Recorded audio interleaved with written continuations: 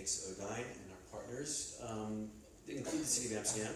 We're based in Amsterdam, and the IoT Living Lab is an Amsterdam project. They were the first funders of the project, co-developed with the CTO office, Care Baron, maybe you're familiar, and the whole school from Amsterdam, the University of Applied Sciences. And recently, maybe you know that Amsterdam won the European Capital of Innovation Award for Europe, which was partially due to our work, our collaboration with the community, and the open data community, and the sense-making community. So we're dedicated to creating Internet of Things infrastructure for open public spaces in the city.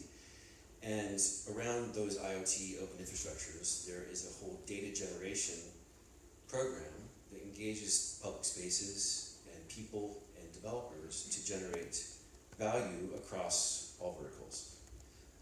The reason why we talk about open data and we invest in open data as the IoT Living Lab and the City of Amsterdam is because of the huge growth. Of course, if you know the statistics, the growth in IoT is going to be massive and contribute to over 20 trillion gigabytes of data in the year 2020. And we want this data to be open, because open data is valuable data. And open data also stimulates local economies. And we work with JCDecaux, and we work with the City of Amsterdam with mobility and the bus and tram stops to help with public transportation applications, real-time data. We work with the Vox Society on air quality sensors. And we're also working with the Manwaring, which is a new innovation hub in Amsterdam, where we're monitoring water quality to make it so that we can make people aware in Amsterdam that they're able to swim in the canals. It's healthy, it's good. And other verticals, I don't want to take up too much time because I have other colleagues that want to talk about their projects as well.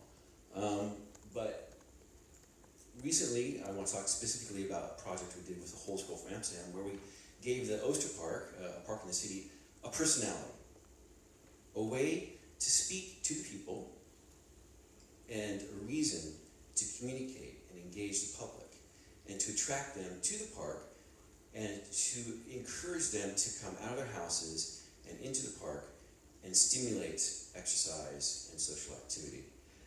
This is a new project by the whole school for Amsterdam called Bambia, Beweging in het Park met Beacons, translated into moving in the park with beacons. And that's growing. We're going to install 25 LoRa, which is low energy, long range M2M protocol beacons by the end of the summer, and more sensors as well.